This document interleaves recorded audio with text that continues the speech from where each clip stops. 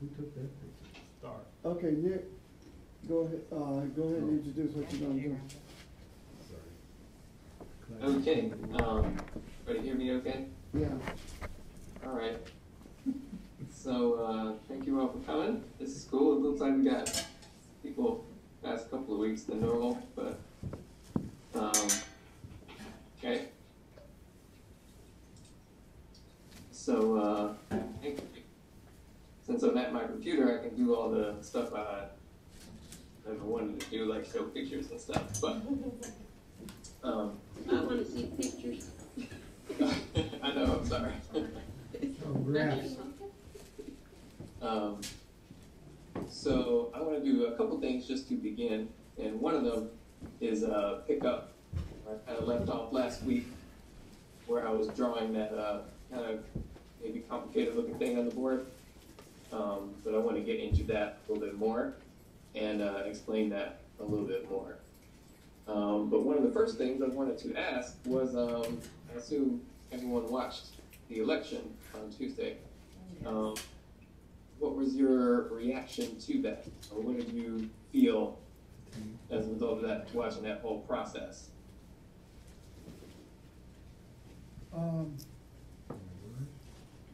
I saw some things that showed me that it was a new beginning. And what I did was the gematria.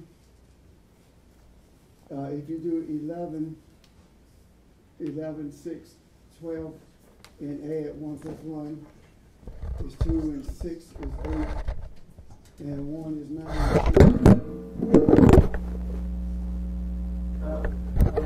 11 is gateway.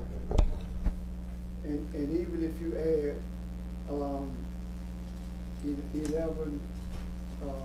6, and 12 together, like 11 plus 6 is 17, plus 12 is 29, and 9 plus 2 is 11.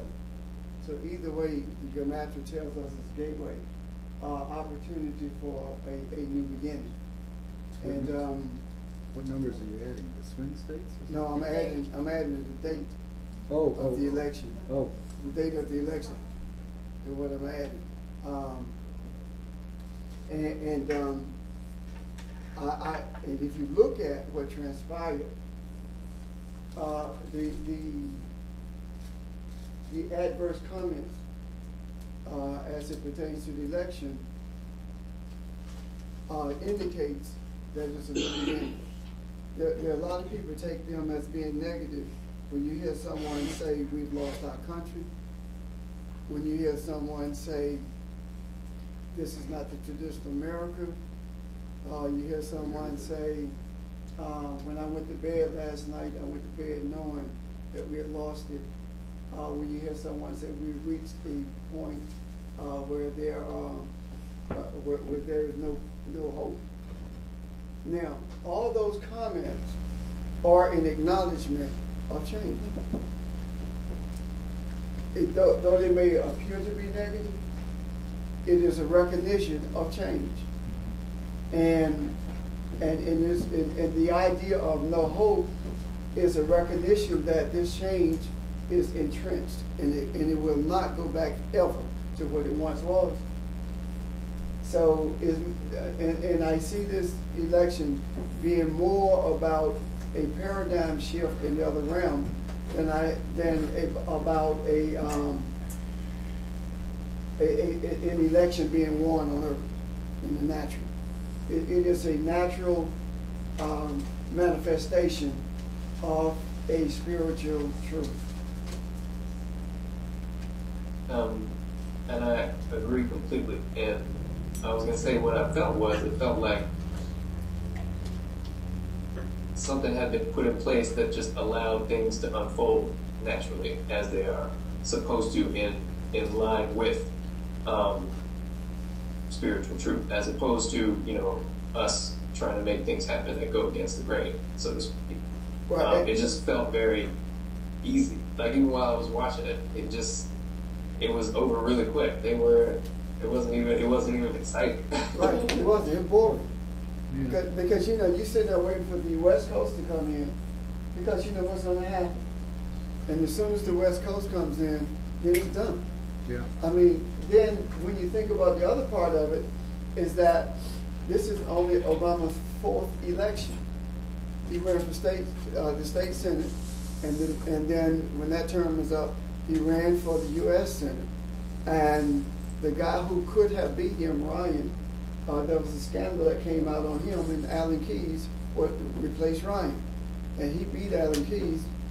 And the next time that he ran, it was for the first term of president, and it's now the second term. And Ford represents creation. So we're talking about a new creation of events to unfold. What is it, Richard? Nothing. I mean, I just. It's the gematria that we're looking at. No, I just was content to deal with it on a more, what do you call it, mundane level. It seemed like. You know you can't do that, huh? Yeah, even the mundane level is pretty incredible right Well, now. I mean, I felt through this whole election, everything that was happening on the Republican side, they just kept falling down, putting feet in their mouth. People would just say absurd things. It's like, why are we spending $2 billion to go through this process? Everything the Republicans are doing are saying, you take it. You take it. And so the question for people was, it's there, it's being offered to you. Are you smart enough to take the risk, if that's what you have to view it as, right? Yeah. I'm only disappointed that I had an acquaintance who said, I can't vote for Obama, but I'm so unimpressed with Romney, I'm not going to vote. I thought, come on. You just wouldn't let yourself jump that very small chasm, really. But in people's minds, I suppose that was probably indicative of some of the vote that otherwise I think would have pushed this thing even farther the other way. Because I think in a lot of people's intent and their feeling, they're afraid to let themselves believe what this could bring. Because they're so tied into these ideas they let other people put in their brains, right? The manifestation of the God of this world was defeated. And the manifestation of the God of this world is money. And regardless of how much money they spent, their God could not deliver them. So it was a defeat of the God of this world, a manifestation of it anyway, which tells me, or tells us, that the light has reached a point of no return, in that the earth will begin to receive enlightenment or experience a huge paradigm shift in a very, very short period of time. And it will be so evident until it will become undeniable. And that relates to sort of what I ended with last week and kind of what I want to continue with at some point today. Because we are in the flow, and there's really nothing we can do to fight, or not that we should be trying to fight against it, but people who will be fighting against it will be having the roughest time. Well, Nick, I think also it represents, we don't have to be salmon anymore. We don't have to swim against the current. Now we can flow with the current. Yeah. Because the shift has taken place for all intents and purposes. But it doesn't mean that when we sense the need to move in a physical way, it doesn't mean we don't do it, but it means that we don't create opportunities to do it or attempt to create opportunities. Because what happens when we begin to create opportunities or begin to create a movement, we end up creating another religion. That's where the Church of God in Christ came from, out of the Azusa Street movement, because they felt the need to capture that what they call that spirit or that paradigm. And you can't do that. You have to allow yourself to be captured by it, as opposed to captivated by it, as opposed to you trying to make it be captivated by you. because it is much larger than anything that we can actually think of. It is beyond this natural process of thinking. It is more, it's like the heart is to the spirit realm what the brain is to the natural realm. So that is more of that kind of shift than anything else. Can you see that? Absolutely. One of the things that I believe is going to happen relatively quickly, as you said, is the movement away from impositions that we make onto reality. And the main one I'm referring to is religion. So all what we think of as religion today had its roots in science, actually, but not the science that we think of when we normally think of that, if we picture that today. It's the natural science of who you are that does not really require any interpretation or imposition onto reality. It just requires that we get out of our own way enough to be able to sense it naturally. As opposed to trying to create a natural state of being, the desire has to shift from desire to be more natural to a desire to stop being human. By virtue of the whole statement in this 82nd Psalm. I say that you're God, but you would die as Prince of Men. I think that's the 6th verse. What he's saying is that you're going to die being in a place of elevation, being human, as opposed to living as the God you were created to be. So I think it's more of an acceptance of that than it is anything else. And the other thing I think, Nick, is very significant is that that 73% of the Asian vote. That's very significant because they don't like us neither.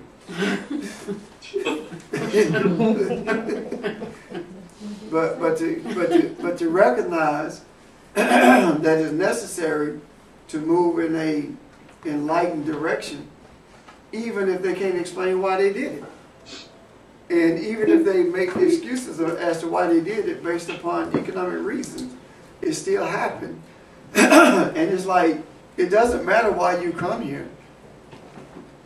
It doesn't matter what your reasons were for coming. What matters is what you received by coming. So it doesn't matter what their reasons were for casting that vote. What matters is whether or not they received anything as a result of it, not in a natural reception, but in terms of a spiritual reception. In that commercial showing the classroom and teachers in Chinese talking about how the nation had fallen and they owned all of America. Well, that's the manifest destiny. It's a 21st century manifest destiny that they use to get rid of all the Cheyenne, the Dakotas, all Native Americans. So when you listen to Rush and Riley and the other people, they are voicing a modern manifest destiny, which talks primarily about they have a divine right to whatever to push beyond the Mississippi and whatever natural resources that they find belong to them. You know, Yeah, I thought Riley's comments were amazing. Oh, you should have heard. Speechless. yeah. I mean, perfect. You got Nicky's hands up there. Oh, yeah. Oh. It's in the dark. I can't see it too well. Yeah. You can to a certain extent. Go ahead. Well, I was taking it back to what you were saying, that it's like the collapse of the God of this world. All I heard during, CNN kept showing those exit polls that 77% of the people were more focused, said that the economy was their main priority. But it's clear, technically, under most circumstances, Romney was the best candidate to solve the economy, but it's obvious that people see that there's something greater But, than solving the economy that needs to be but done. Nikki, he was not gonna do that, no ma'am. Oh, I understand This that. I'm is it. saying On by the basis Every- of what? Every, based on his business sense, No, it ma'am. appears What that he business would be sense? the better no ma'am. better candidate. You don't have to have business sense That's right. to buy a company and fire everybody No. and take the money and run. Absolutely. The other thing is, Stephen Stockman wrote a nice piece on everything Romney is that you don't understand and Yeah. you translate into business. and when it really isn't, But- he didn't use But, I mean, what it tells you is what you should know in the first place. What kind of business? that. The other part of that is when you look at the economy and the amount of deficit. If you want to look at it from that perspective, there's two things that the Republicans don't do. They do not reduce the deficit. As a matter of fact, it exploded more under Ronald Reagan than any time in the history of the country. Secondarily, they do not create jobs. They don't create jobs. So when you look at those two principles, it's all an illusion. It's smoke and mirrors. That's all it is. And what happens, if you talk about a thing that people want often enough, they'll begin to believe you. But this time it didn't work. And as far as when it comes to economics from a political sense, Romney is not the sharpest knife in the drawer. Okay?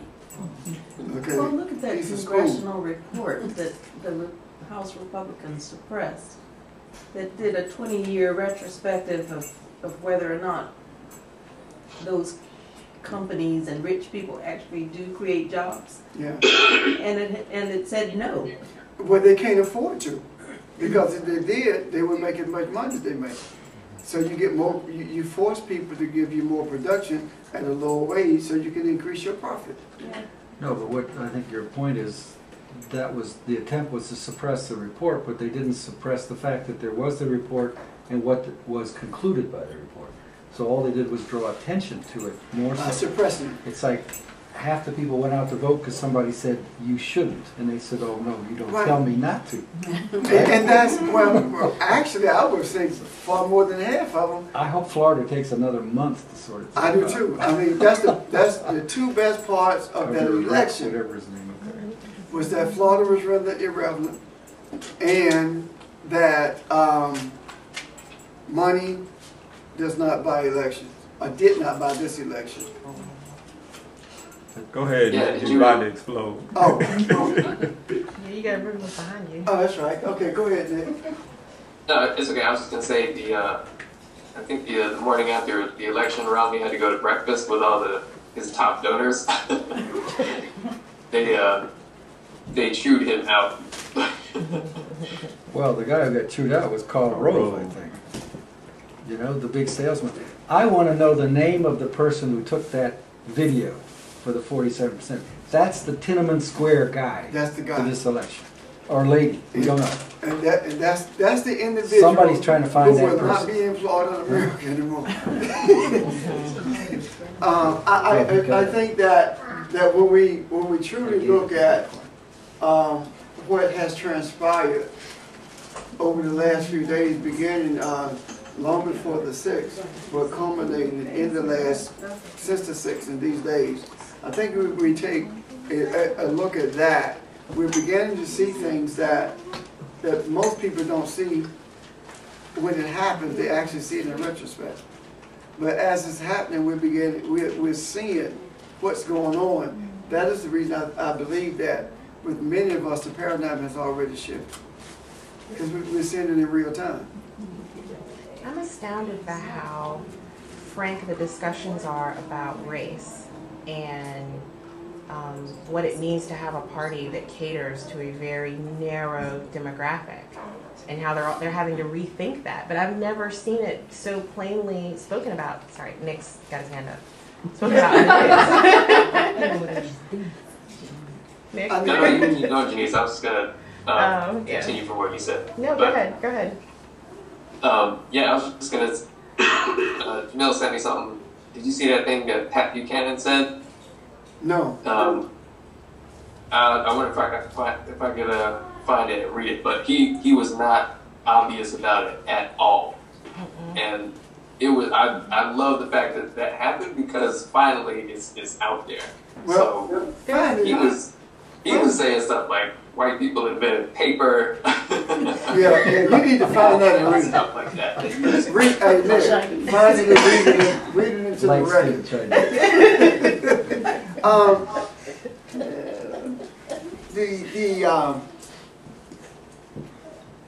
The idea of the traditional America. I mean, I would listen to African American Republicans talking about traditional America, and I'm about to burst because I'm saying in traditional America you're a slave. Yes. we can take it to one more level. No, ain't no more today. No, in traditional America you in chains on the plantation for real. I mean, in reality, that's what in traditional America. Don't talk to me, African American, about the forefathers who laid the foundation of this country are great. That's who put you in slavery. Yeah, that's who wiped out the culture. Well, yeah, it's the traditional. That's the traditional America. Those are the forefathers that everybody is talking so glowingly about. And I love the idea, as Nick said, that all of this stuff is out there. I really, really appreciate it. As a matter of fact, I believe that Obama should send Karl Rove a thank you note. Because without voter suppression, it would not have been that many people voting. I think because I remember very clearly when we were registering people to vote back in the day, when the elections rolled around, there were more African Americans standing in line all day long at one polling place that they were open for us to vote, and they would stand there all day long for the mere opportunity to vote because people told them they were not going to be able to vote. Well, that's All it. day. I mean, what does it bring out in you when somebody says you cannot do it? Yeah, it's Well, what's it gonna do? More I'm determined. gonna show you. You put that post-it at the top of the refrigerator. I'm going to do this. Yes, sir. Yeah. And what does it? That's right. I don't even know what I'm doing, but I'm going to do it. But what happens is, as you do it, the one who's saying you can't do it is telling you what to do. Exactly. You know, What the because focus whatever on. you tell me I can't do, that's what I'm focusing There on. you go. Yeah. So I Republicans went off message on that. They really didn't pay attention to all think their the research. mirror of all of it. What you doing, baby? She's- wanted you to be able to see Nick. Oh, okay. Thank you. You're so smart.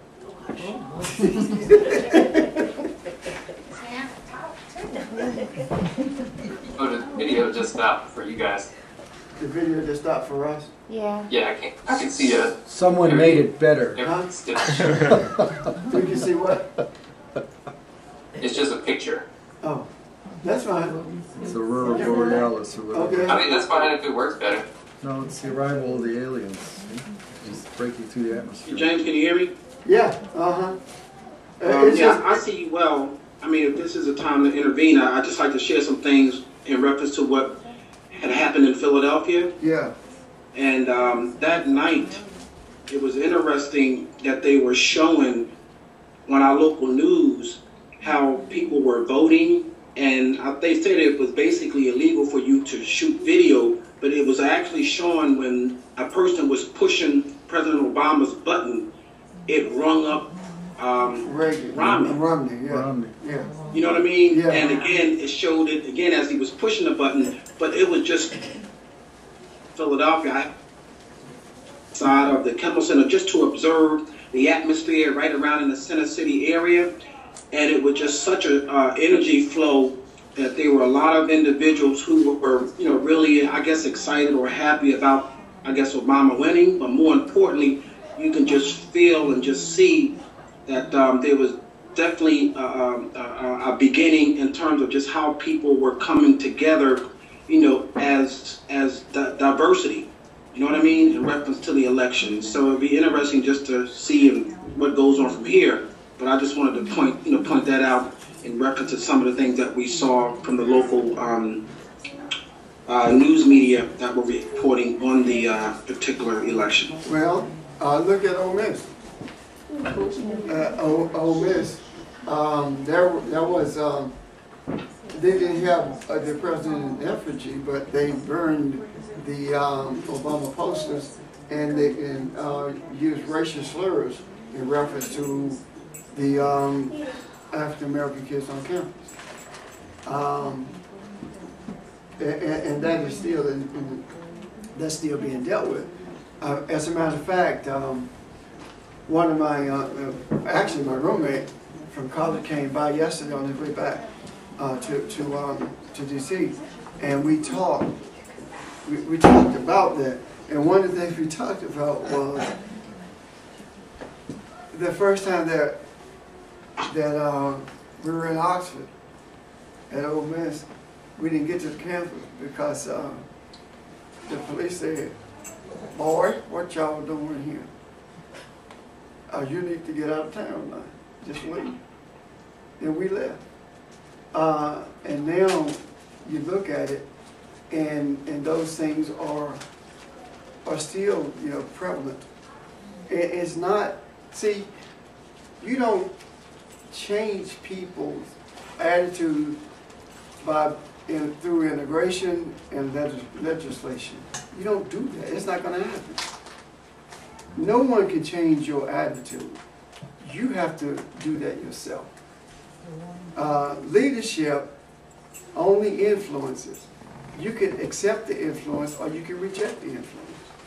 That's what, one of the misnomers about leadership is that leadership has to have authority. That's not true. That's not true, because when you exert authority, people are only doing something out of fear or through coercion. But when you lead through influence, they're doing it because they respect the character that you portray and the courage that you exhibit. And that does not infringe upon their free will. That is one of the major reasons that I don't worry about who comes or who stops coming. It doesn't worry me. It doesn't bother me, because I believe that leadership goes far beyond that. And this country is beginning to see that now more than ever, and that's what they cannot accept. Everything in this country has been a forced issue, using authority to push people into a place of submission, and that's no longer happening. And it was bothering me that people would not risk their jobs to do what's right, because I remember back in the day there were people who were told, you have to come to work, and they risked losing their job to go vote. And the idea of it was, well, if they fire all of us, they're going to suffer anyway, because they can't do what we do. They don't know how to raise their own children. They don't know how to cook. They can't clean their own house. They don't know how to do their own yard. Back then, those were the issues. They don't know how to farm the land. Those were the things that people were saying, it doesn't matter to us. If we lose our job because we did the right thing, so be it. And now it took the Creator to do the right thing, or to push us to see the right thing, because people are so entrenched in what they have until they're not willing to take the chance on losing it, because we're so attached to what we have. But then that was not the case. And now, and though I sound like I'm criticizing it, I'm not. I'm acknowledging what I have observed. Now, I don't think it's any less positive than it was back then when people were willing to lose it. I think that now the positive end of that is when we see the Creator saying, it's not about you in your natural state changing anything. You're seeing what you can do in a natural state. You may be able to vote, but you still didn't change attitude. You didn't change the system. Nothing really moved other than surface stuff. And now we're attached to stuff, and the Creator is saying, I'll handle this. Just don't get so attached to your stuff that it becomes your God. I'll handle this. And the handling of it is seen in the diminishing of the God of this world, which is money, because they couldn't buy the election, and the diminishing of white is right, no matter what. Their attitude is being diminished as well. We own everything, so we run everything. That's being diminished as well. So the idea of it being diminished is what caused all of them to freak out. You know, it's almost like they have become schizophrenic all at once. Boom.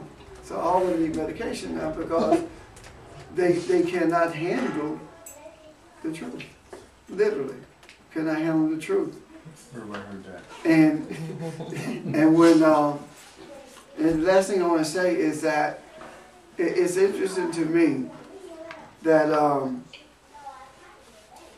the shift has come because everything, there was an attempt to keep everything in a box. And I remember reading about the Native American. One of them said that, and this was post-reservation, one of them said that the reason we don't have the culture, or we don't know how to train our boys to be men as they were trained pre-reservation, is because they have put us in these square houses and taken us out of our round houses. And they really saw that as an energy flow in the house. But now everything gets trapped in corners because it's in a square box. I think that speaks well of what is in the process of transpiring. Would you talk a little bit about women in this election and the record number of women in the Senate? I think that women in this election are a representation of femininity beginning to be recognized as it should have been quite some time ago, as opposed to being dominated or suppressed. I believe that because of this, and when women are respected in the way that they should be respected, you're going to see a decline in breast cancer, ovarian cancer, uterine cancer, that kind of thing, because it's stifling the productivity. Let me give you an example. When a Native American got married, he moved to the wife's family's plot of land, and she was responsible for building and providing the dwelling, but he was responsible for bringing the buffalo skins, etc., so they could be covered.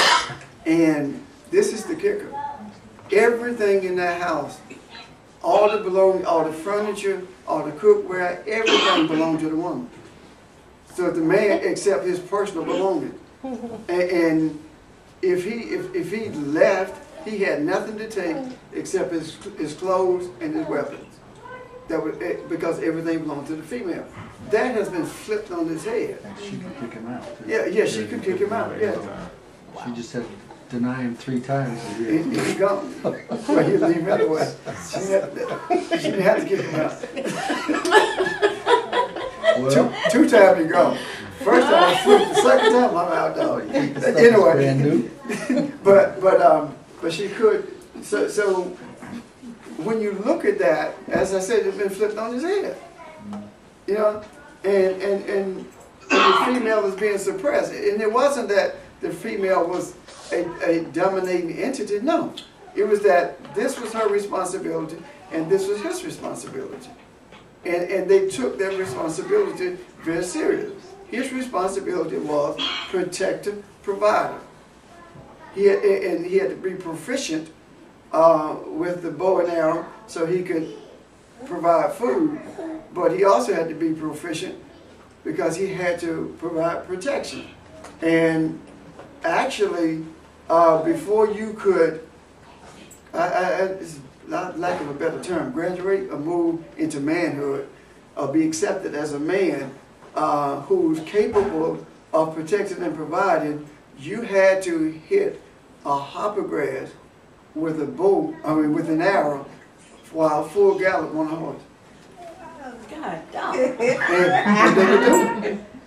And by the time they were like 14, 15 years old, it said that they were able to shoot 12 to 15 arrows inside of a minute. Wow. So that's true proficiency. But what do? When we talk about being proficient on horseback with a bow, Wow. we look at Genghis Khan. We don't look at the Native American. When we talk about the age when a boy began to move into manhood, we look at the Jews because of age 12. But the Native American had the same principle. The same principle. It was age 12.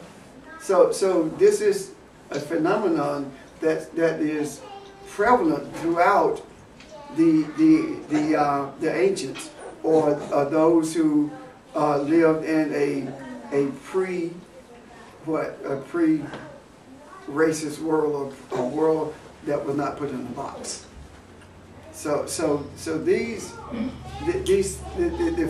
the female always had opportunity to be free to express who she is, as opposed to being told who she is. And that's coming now. That's rearing its head again. Is that helpful? Go ahead. One of the things this signifies too, and is the result of, is and thankfully at this point, I mean, it's going to happen whether people like it or not. But the shift in our collective mentality from one that is left brain to one that is right brain and closer to the center. And honestly, I believe it has more to do with the center, because as a whole, human beings existed in the right, and then we moved over to the left. And because what I believe is happening now is something that has not happened for a very, very long time, it's actually something a little bit different than just like a flipping of one to the other. But I can talk about that as well. Well, go ahead. Talk about it. Well, Okay, I mean, so what's happening is that people are beginning to become more aware of who they are on a different side of them. So here, since I can't actually see anybody moving, I gotta, let me put something up on the screen really quick. we're supposed to be moving? What do you mean? Our video You see the got picture? disconnected from him. Oh, Oh, never because you fooled around. mind. I know. Okay. So You made it better. Hush. Almost working. can everybody see that? Nope. No. We see you. You see me? Yeah, we see Yeah, I can you. see it now. I guess it might take a little while to actually update, but Okay, there it is at the bottom of the screen. everybody see the brain on the screen? Yeah. Yeah, Yes, yes, I do. that's interesting. So Don't make it better. we are doing something that's so different in this era of history anyway, than what has been going on before. So what we are doing is beginning to move back into the natural flow. Can everybody still see that? Yep. Okay. So the natural flow, or the more natural flow, is actually from the right, over here, into the left. So what we've been doing so far, though, is trying to go against that. go from the left into the right. That's why in English you write from left to right, but in Hebrew you write from right to left. So you write beginning with your intuition, and then you use your intellect to help bring that into manifestation. If you go the other way around, which is what we are trying to do, it becomes very, very difficult for you to move beyond that. So what we are actually doing is, in response to the increasing awareness of who and what we are, is beginning to accept more the natural flow, which is the right side. So the right side of your brain is also the side that is usually associated with feminine traits or feminine characteristics, or characteristics that we would normally associate with femininity. And the left side, more so with masculinity. So since masculinity is slowly changing it's stopping its oppression, slowly and surely and gradually, the right side has more of a chance to balance out the left. So actually, yeah, it's not even the case that we're going to move, do a flip-flop and go straight into the right or straight into the more intuitive. It's finally going to have a chance to actually just be balanced, which is where it should be. Well, I think I remember reading somewhere in brain research, one of the characteristics on the left side of the brain is it's for want of a better vocabulary, its energy tends to be a bit more aggressive. So it has the tendency to overrule or override the right side. So if you were going to draw a picture of the brain in terms of the energies at play, you might actually have to make the left side bigger to convey the feeling that it has a tendency to want to dominate. So the trick is how the right side keeps the balance between. Right? Well, up until this point, it hasn't been keeping the balance. It's been trying to, but it just can't because we will not let it. But as we allow it to be what it is and contribute in the way that it should be able to, it will be able to keep the balance. But that is indicative of the four directions of the earth. When you think about facing one direction, most people think about facing the north. And everything else is on right, left, and behind you. The south is behind in terms of its thought patterns and the desires it has for individual people, especially races. But the east, which is the right side, from the east comes intuitive thought, as opposed to from the west comes intellect, challenging intuitive thought. So I think maybe the directions of the earth in itself plays a role in us understanding that though it may appear to be larger, that it appears to be larger because it has sold itself as being larger. Intellect appears to be the dominant, the right force, or the direction that we should go in order for us to excel. And it is if all thing you want to excel in is materialism. But if it is indeed the spiritual that you want to become aware of, then it is the feminine, the right side, the east, the intuitiveness. So I think that not only does the directions play a role in that, but also the four elements plays a role in that. Earth, fire, water, and air. All of them play a role in that. Well, I agree with you. I would say it a little differently. Okay. They're reinforcing. It's the same relationship manifested in a different way. So like the universe outside is the same as the universe inside kind of thing. So it's just reinforcing the relationship. It's just whether we'll see it. Everyone understand what we're talking about here because it's important that you grasp this. So we should move to the northeast or the northwest? We should continue to face north. And I think it's ironic that in the Masonic Lodge, the north side of the lodge is the dark side. I think that's very interesting to understand that, and the all of the intellectual direction is supposed to come from the east, according in the lodge.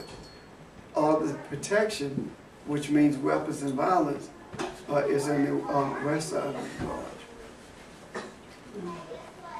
So, and actually, the south side of the lodge is the protection, the violence.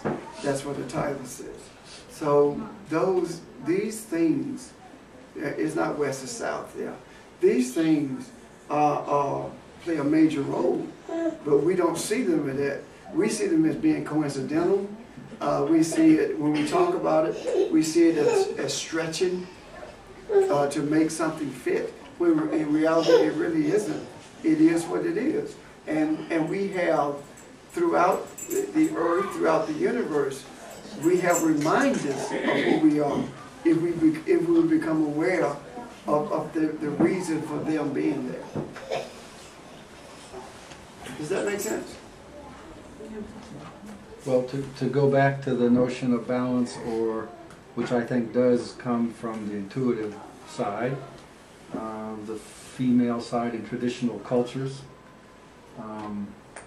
The other thing too about the brain research that came to my mind was, what are you measuring? You're measuring a phenomenon that's already in play, in practice. Where's the brain where the other dominated to see if in fact the transformation could take place. So the only thing you're reinforcing is the obvious. We have a male-dominated left side kind of society, so the research is just corroborating that.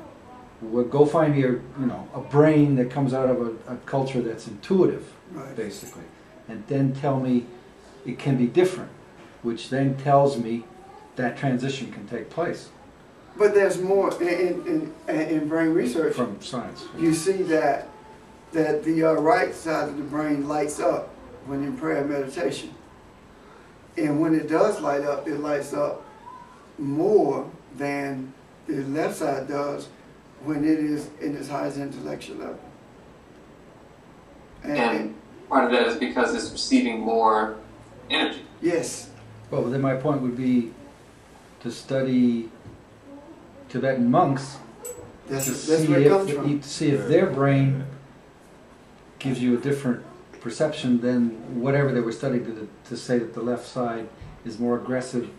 Its characteristic is to want to dominate, protect, and serve. And so in the environment where the other is more submissive, is not the right word, more passive, quieter, it has a tendency to want to take over. Maybe that can be changed. And look at the ancients. Because you're right, meditation. The masculine side is the masculine entity is the one who provides and protects. That's violence. Whether if you're working in the garden, that's violence because you are actually digging into the earth. If you are protecting, then you are killing something or attempting to anyway. Wherein on the feminine side, the woman is there to nurture and to provide a calm, safe environment. So when you look at that in relationship to the brain waves, it is played out in ancient cultures or in non-traditional cultures when you compare it to what we call traditional in this country. It is played out not only in the brain itself, but what's played out in the brain itself is manifested in the physical world. If you take provision and protection and blow them out of proportion, you get war and materialism, right? Of course. Well, I mean, think about it this way. During the gold rush, there was not California, but when they were going into Wyoming and the Dakotas, looking for gold. There was an agreement supposedly between the natives and the invaders from Europe, and the agreement was you can go into the to the streams and you can mine gold, but don't set up a permanent fort. That was the agreement.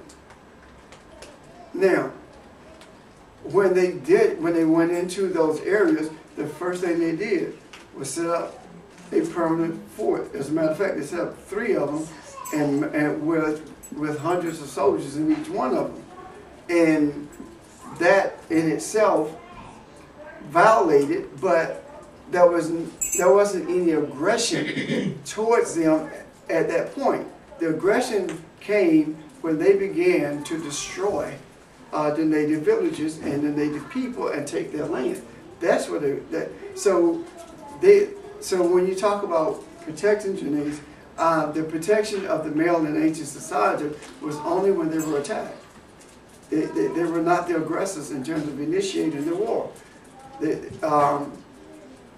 But when the invaders came, they were aggressive, and they were fulfilling what they called the manifest destiny when they went into those areas, taking everything that God had put in the earth For them to take. for them to take. According to their interpretation Yeah. of Scripture, right? Yeah.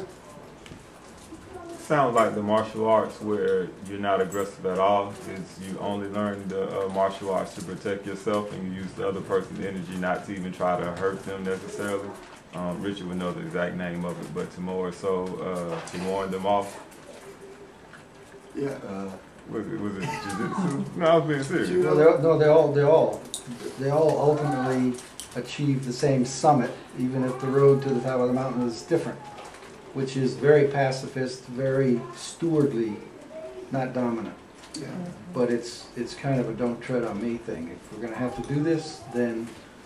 I'm gonna make you hurt yourself. But even then, it's like the Native Americans counting coup, and the army was shooting them. You know, a bit unfair, but their perception was, if I embarrass you, you're supposed to learn the lesson. Yeah. And then the invaders were saying, what do I care about that? You know, if I take you out, you're out of the equation.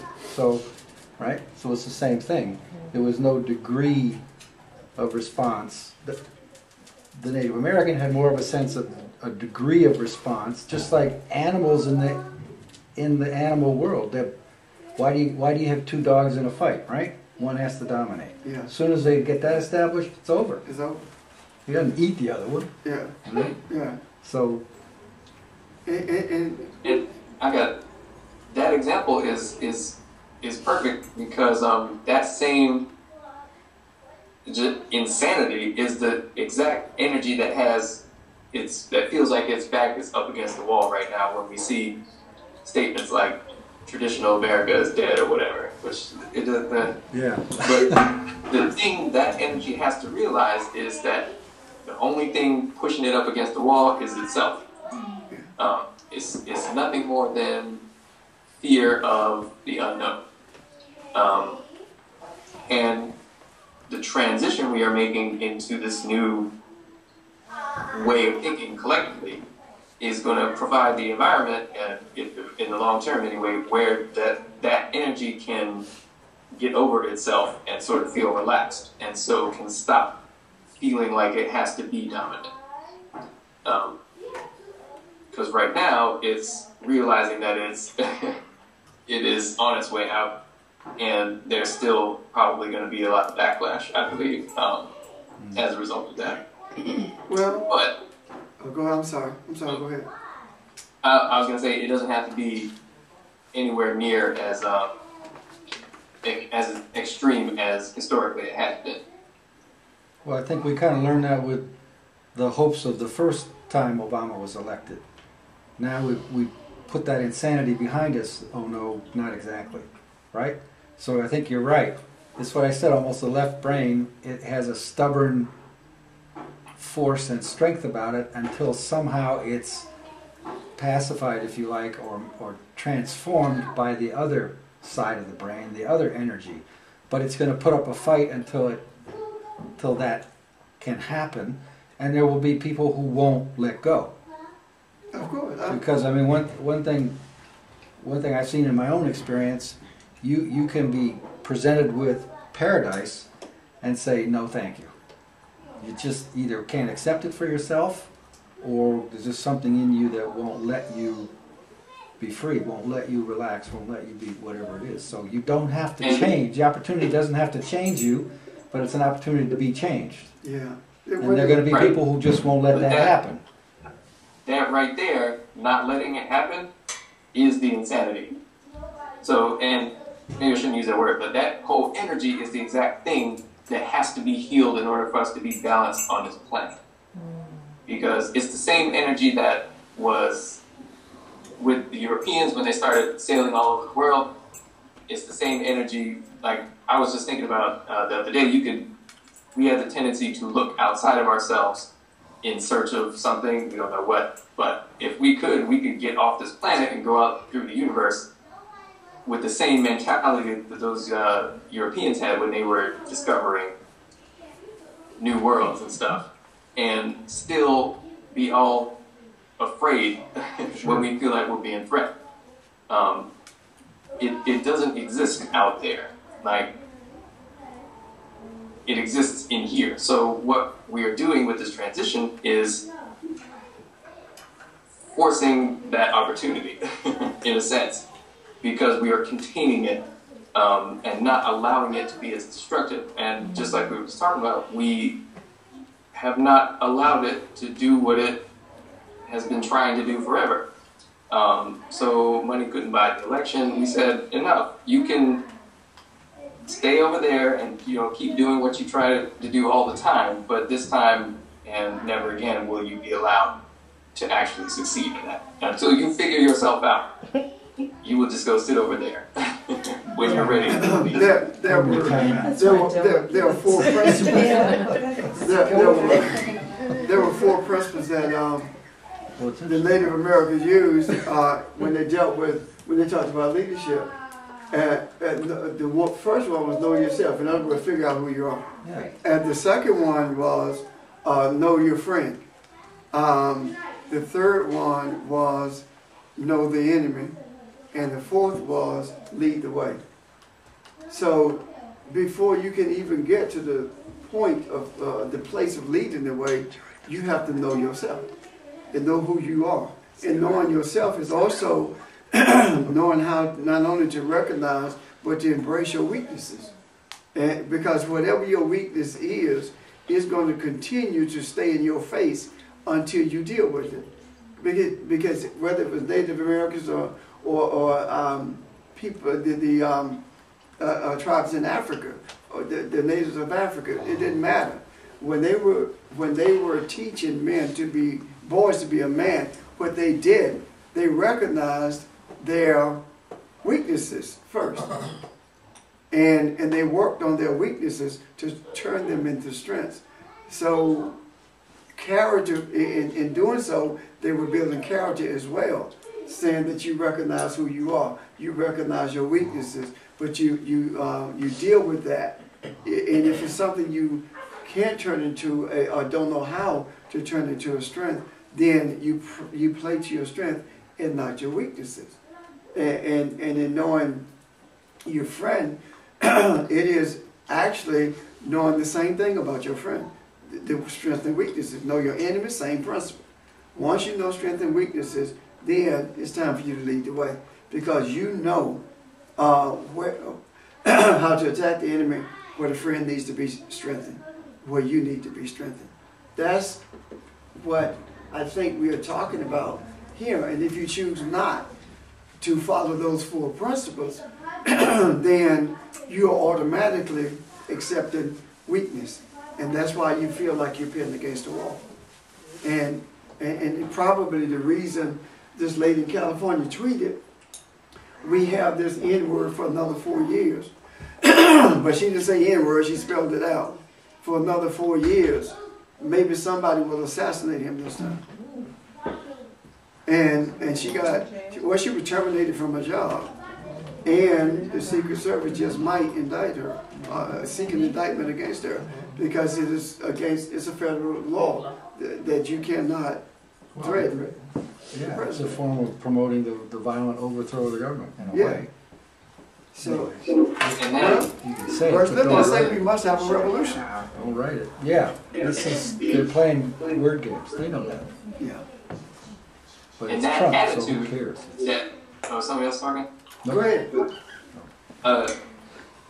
That attitude that she demonstrated, that Pat Buchanan gave the more the same thing of, basically in different words, is exactly what happens in Zen.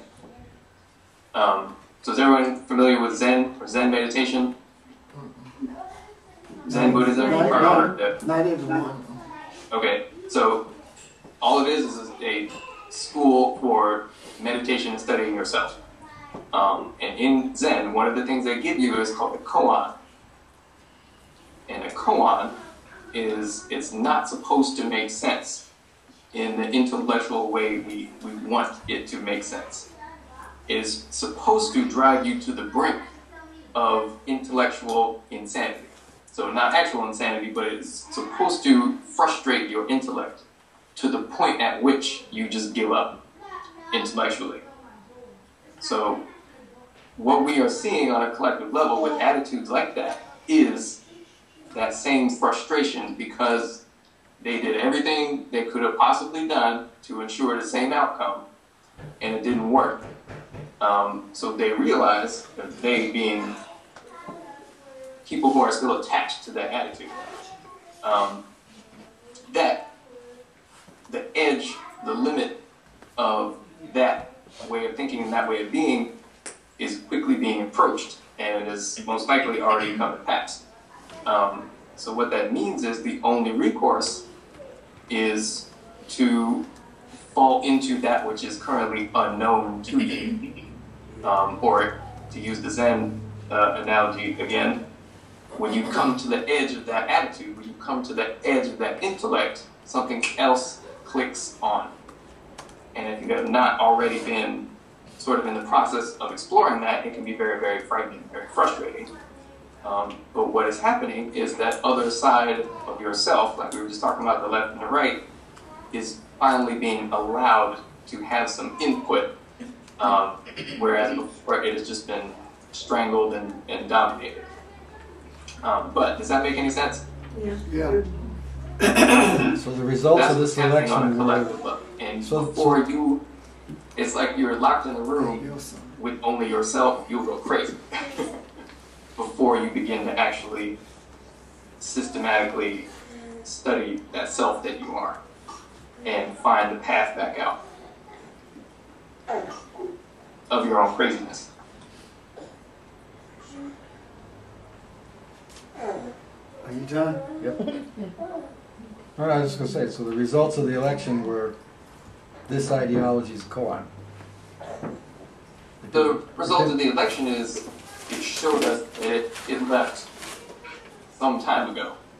But yeah, same thing. What we are seeing is the confirmation that the edge has been reached and surpassed.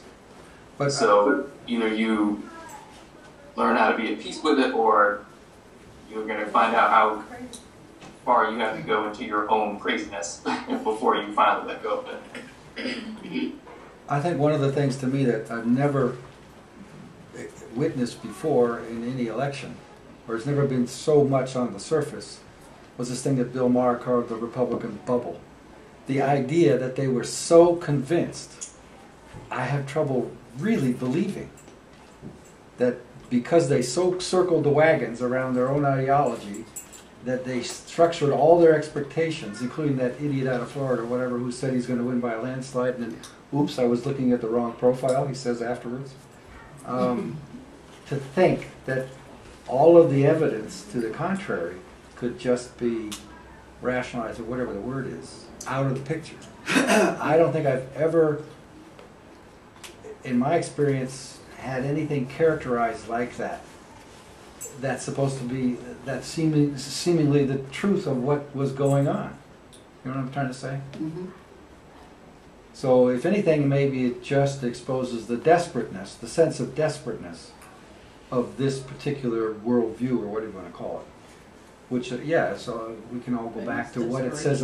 We can all go back to what it says about the individual, because it all does come from that sense of what you know about yourself. Well, you know, there were some of us who felt very strongly, and I voiced it, that this will not be a close election. I don't care what the pundits say, it's not going to be close. It doesn't matter to me what the polls say. It's not going to be close. It's going to be definitive. It has to be definitive. Because if it's not definitive, either Ohio or Florida is going to give the election, take it before the Supreme Court, and they will give it to Romney. Those are the statements that were made long before anybody was talking about the possibility of Obama winning. And to speak to the bubble issue, I think when Bill Maher said that, he was also thinking in terms of you only get your information from one place, and you don't think for yourself. But I mean, you could see how all of that coalescing to that ultimate point was necessary, because you couldn't. It's you know, you couldn't accept the evidence. Right? You got to have yes men around you. You got to have people who agree with your take on things, your opinion. You got to have them around. And anytime that you get surrounded by yes men, you have created a bubble that's going to carry you to a place that's not very comfortable. That is the reason you have to have challenges. That's the reason you have to be questioned. That's the reason accountability is not you going to somebody confessing what you did. Accountability is presenting the opportunity to be questioned by anyone based on what you say you believe, or what you're teaching, or what you're putting out there. You have to present yourself that way, because without vulnerability, there's no strength. When we speak of wars, all wars are won because of vulnerabilities. Men who are considered heroes put themselves in a place of being vulnerable, being killed. That's a vulnerability. People who seek to move humanity, or to become more aware of their sense of, become more aware of a sense of who they are, has to put themselves in a place of vulnerability. They do that. You cannot speak truth without being vulnerable. It's not going to happen, because the overwhelming majority of people, not only do they not know what truth is, even when they hear it, they don't want it, because it gives you, it makes you responsible for you, as opposed to someone else being responsible for you. I've said it before. I'm not responsible for you.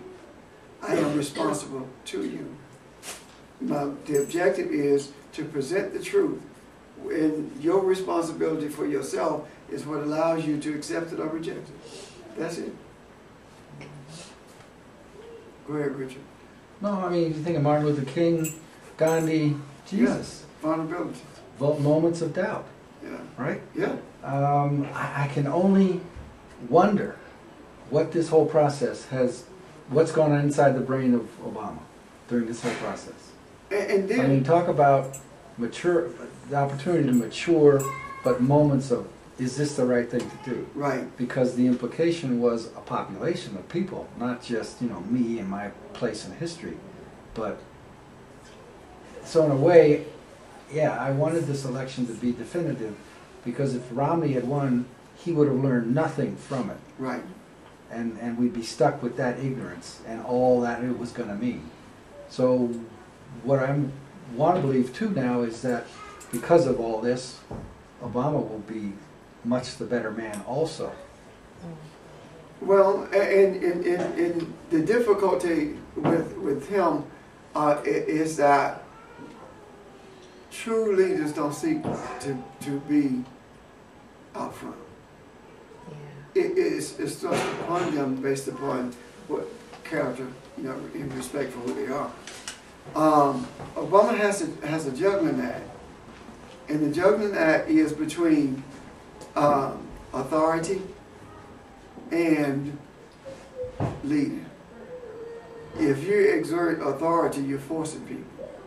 If you just lead, then people will follow your lead. Example, when he, at the stroke of a pen, said that there would be no deportation for anyone 16 and under, that was leadership. The authorities that he had, that expected him to appeal to them were the House and the Senate, the Congress. So it wasn't a thing where it was going to be forced. He just did it. And by doing so, that opened him up to a vulnerability of allowing what they call, and I think is so disrespectful, illegals. It's just saying you're illegitimate. That is so disrespectful. But he opened himself up to that kind of vulnerability, but at the same time, it sounded as if the powers that be, the ones who were using those terms, were in a position to stop him. That's how it sounds from, when you listen at the pundits, when you listen at how people are talking. And it's not because the majority were talking. It's simply because they were talking loud. And just because you talk loud doesn't mean you're leading anybody. And that was obvious in this election, that it was not about leadership, it was about exerting authority. And simply because you're the president, a pastor, or a mayor, or the CEO, it doesn't mean you're a leader. Because all those things got rules that you follow, and the authority that it gives you. So you're bound within the framework of that authority if you choose to stay in it. And in order for the president to be able to lead, there is something called executive privilege, where there are a number of things that can be done with the stroke of a pen, as opposed to having to depend on an uncooperative Congress to do it. So leadership is more about you exposing yourself than it is about you protecting yourself. Yeah. And that's what, that's one of those things, one of those reasons rather, that I guess I've been put out in a lot of places. And rejection is expected. It really is really expected. If you don't experience rejection, you don't know how to appreciate acceptance. So you're going to be rejected by some people, and it doesn't mean it's the majority. I mean, even when I personally deal with the quote unquote church setting or the religious settings, the people in the midst of what they call their leader reject me. But the overwhelming majority accept it because they know I know what I'm talking about. But they can't do that openly because they're afraid of being vulnerable. So, and Nicholas, yeah. I know you probably won't get to 1/10 of what you had intended to do today. So even if you don't get there, don't worry about it. It means that you just up until you do get there. Okay. Okay, so you probably start next week getting there. Well, he told us it was going to take us two or three more hours to go through the pyramid you showed last time. Yeah, so you're going to take. So it's going to take at least 2 weeks and maybe 3. Okay. But that's fine. You up for that? Yeah, it really is. And that's another thing. If we were rigid, that's authoritative. Leadership takes you where you need to be as opposed to where you want to be. If you have to see that, If Reen doesn't get it, and everyone in the room does, I got to stick with Reen till she gets it. And everyone else in the room who gets it, they have an obligation to accept that, but also to help me help Reen to get it. Leave the 99 and go after the one? That's it. That's basically it. Yeah. That's what we have to always keep in the forefront of our mind. It's not about us. Right. It's not about the groups. It's about everyone. And the difference between the leadership and everyone else is that everyone else accept the influence of that leader. And it doesn't mean you always go be right. It doesn't. But you should have the integrity to accept when you're wrong. Otherwise, you don't deserve to be in a place of leadership. Yes, ma'am. So what's your take on this Tavis Smiley, Cornel West deal? I think Tavis Smiley and Cornel West are two men who are looking for grandeur. Cornel West is doing the same thing now that he was doing when I was in college. And he was when I was in college, he was a joke. We saw him as a joke. We called him Don King. Do some outlandish. We called him Don King Jr. That was the group I ran with. That's our term for him. And as far as Tavis Smiley, Tavis Smiley is still angry about his show on BET. Yeah. And because of his anger, and plus he's also still angry with Obama because Obama had a schedule conflict and he sent Michelle to the tab, attempted to, but he wouldn't accept it as Obama's representative when he ran the first time. So both of them are angry. They're carrying anger about things that no one can change about them except themselves. So what do? They project this image of being, we are the anti-poverty leadership. And my question is, and always was since they've been doing this, is if you are the anti-poverty leadership, where were you when Bush was in office? You know, where have you been, especially since the Reagan years? Where were you then when he sent all those air traffic controllers into poverty? Where were you then? So poverty is not about African Americans. Poverty is about everyone who is in poverty, because this is what most people don't know. Poverty strikes more Caucasians than it does African Americans. There are more African Americans who are in what is considered, hear that word, what is considered the middle class than there are Caucasians. When you look at it percentage-wise in relationship to race. Yeah, there are more African Americans. Because when we talk about, being poor, when you talk about being poor, we talk about being poor, but we got a house, we got 1 or 2 cars.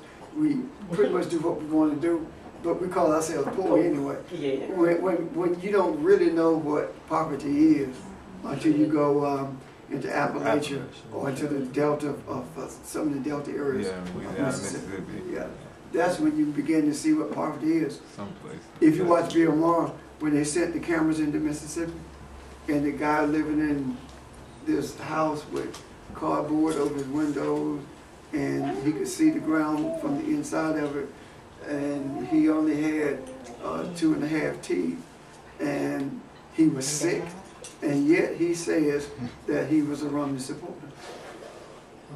But why? Because he said in America, everyone has the opportunity of being rich, but you got a 6th grade education. So these are, that's the whole mentality of illusion that has been presented and accepted.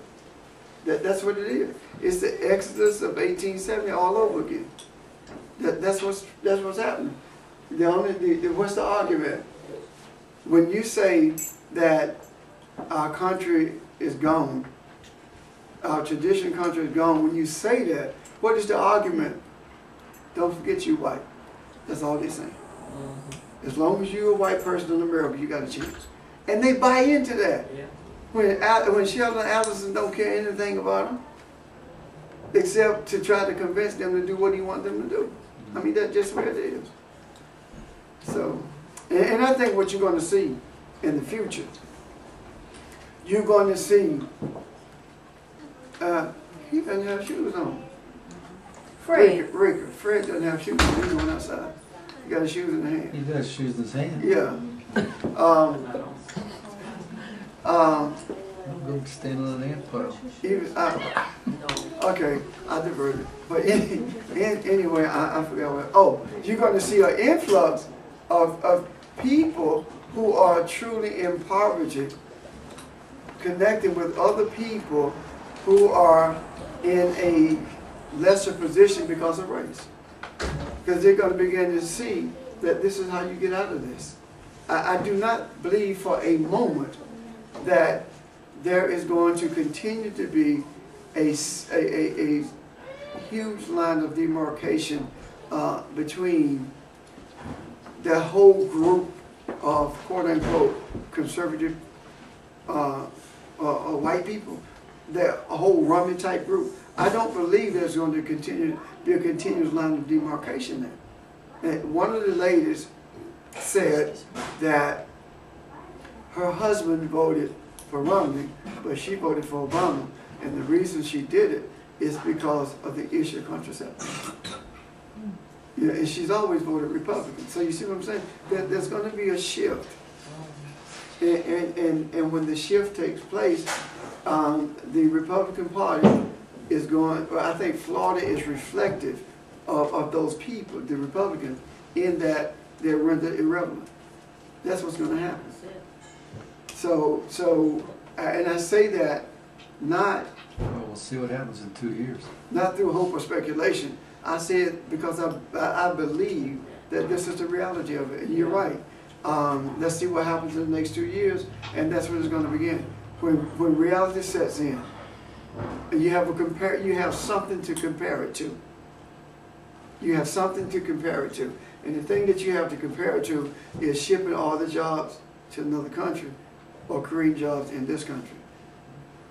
Creating an infrastructure in this country that is conducive to not only creating jobs, but to increasing the way of life in this country. The argument was people are going to see these health exchanges being established, and the Obamacare issue is dead for all intents and purposes. It's here to stay. And that's why they didn't want him to be reelected, because they could change it before they wanted to change it before people began to experience it. Yes. That's what it was. It's starting a little bit to happen, and well, people aren't quite as upset about it as they were. And what happened is, keep in mind, College kids. the Republicans and Democrats, they wanted a comprehensive health program. They bowed to the insurance companies. That's why they didn't do it. But that's racial. They did not want this colored man to institute one of the landmark programs that this nation has ever experienced. Medicare, Medicaid, Social Security, and Obamacare. They're going to regret naming it. They've already regretted it. Yeah, they've already regretted it. What they meant to be. Let's put an S on the end, and he changed it already. Yeah, Obamacares. Yeah. So they have already regretted that when they began to embrace it. That's why I was talking about earlier about leadership. You embrace what is considered your weakness. At one point, that angered him and everyone who supported it, because it was used in a disrespectful manner. But when you embrace it, you make it respectful. You choose to make it respectful. or he could have chosen to continue to let it be disrespectful. The day he said, Obamacare, I think I like that. Obamacare. When he did that, and that embraced it, and that changed everything, and then what goes to the mind, oh my God, what did we do? you see? So, anyway, any questions or comments from Nick?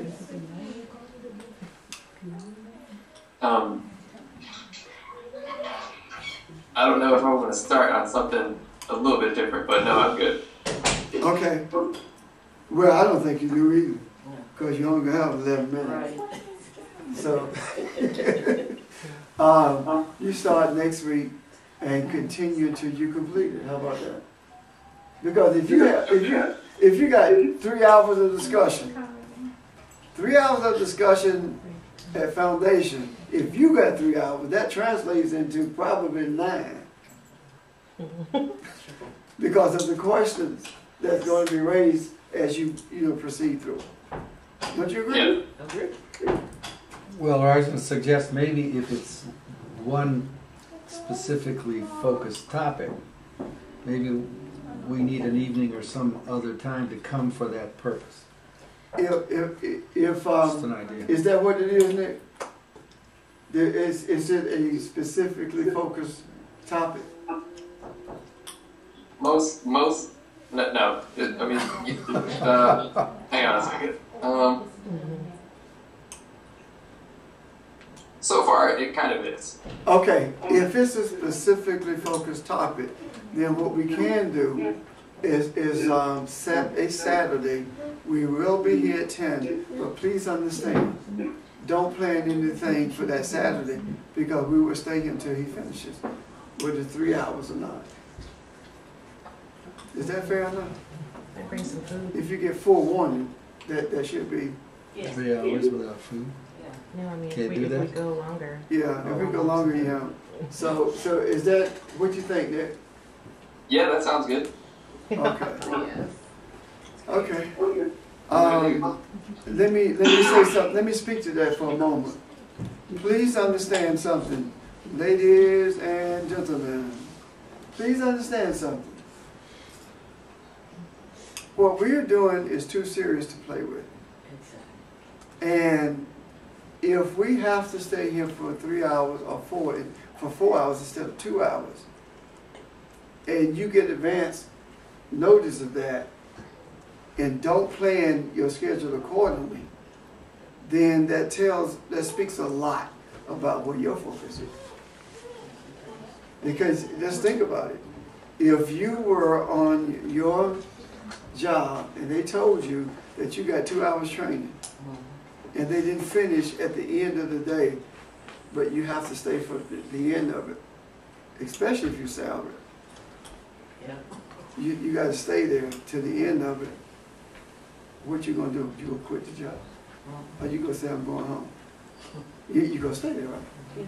So, and this is far more important than any form of employment. It really is, because we are leading up to the 21st, and I believe that the reason what Nick is dealing with is in the form of a pyramid is because the greatest form of energy is in a pyramid. It heals, it refreshes, the pyramid does so many different things, it preserves. And I think that it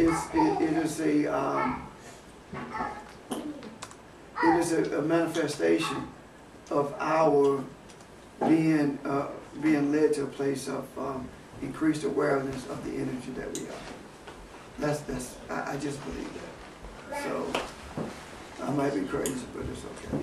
I got my card in my pocket. So. I'm crazy too, Ben. Yeah. Yeah, no, part of the reason I think it's just a lot of stuff. Yeah. That I want to get to, because I really would like to do is really begin to present more of the science of what spirituality is.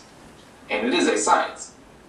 And there's a lot of stuff that we sort of may have seen or be familiar with in terms of the history, things like the pyramids, and things like symbols, things like geometry, that all relates to your own consciousness. And it also, again, relates to December 21st, or at least this time period, because it all has to do with a transition from one era of consciousness or a collective mentality to another. And that's just what we were talking about with the election. And that's really just an indicator that this is actually, it's going down. So I would like to just go through all the things that are in place and all the things that relate to that. Yeah, I'll get to as much as I can, but I imagine just even in the process of doing it, I'll think of stuff that we can get to. Yeah, don't rush it. We have to get it done. You talked about, I see you, Janice. You talked about geometry. The G that you see on top of the compass in masonry, it doesn't stand for God. It's geometry. And what was actually being said with that with that G on top of the compass is that mathematics surrounds the circumference of the earth. It encompasses everything. Geometry encompasses everything, and whether it be a geometric figure or whether it be a geometric equation, it deals with everything that is. So what they're actually saying is that there is energy. The true energy is in the science of things. When you begin to see the science of it, you begin to understand the energy that's embedded in it. And so that these symbols that we see from the lodges or whatever are not arbitrary. They are purposeful. And the thing that hurts me the most concerning is that the people who are in there, most of them don't know what it means. And they think when you speak to them about it, they call you enemy of masonry, or they say it doesn't affect me. Well, the thing is this: whether you are ignorant of energy or not, it affects you. And whoever you submit to, that affects you. They affect you. You know, they can influence you unknowingly and subconsciously. They have been influenced, and it comes out of their consciousness when you begin to speak the truth concerning the fallacy of masonry. Like the Hiram Abiff is not even mentioned in the Bible, and the Ruffins, who they name, are not mentioned in the Bible. These entities have names that represent something, and they represent energy forms. And when you submit to that, and when you think about when you're raised as a Mason, you're raised from a dead level perpendicular to a point on the square. Geometric figures.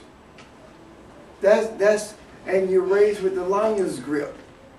King of everything. Ruler. You see where I'm coming from? And that's what you're raised with in the first degree. And if there are Masons listening, don't even bother to call me about it. I don't care what you got to say. I know I'm telling the truth, and you do too. And if it's something that's going to benefit people, why is it so secret? Why is it so secret? It is designed to benefit the people who are at the top. The higher echelons of it are benefited from what it really means. Are benefiting from what it really means, as opposed to the underlings. They are not. They're just providing the energy for the benefit. So all of this is very, very important. Huh? You got to have somebody to build the pyramid. Yeah. Yeah. You're absolutely right. Yeah. So that's where we are. If there are no comments or questions, we will, hey Nick, not next week, you may have to stop after the hour, but the week after that, we'll stay, okay? And, Okay. and the reason I say that is because there may be some stuff that's going on in Folk Lives next week that they already set up. So we do the 2 hours, and the next week we'll stay as long as it takes. All right? Okay, Okay. sounds good. Anyone else? All right. We done, Ms. Audrey?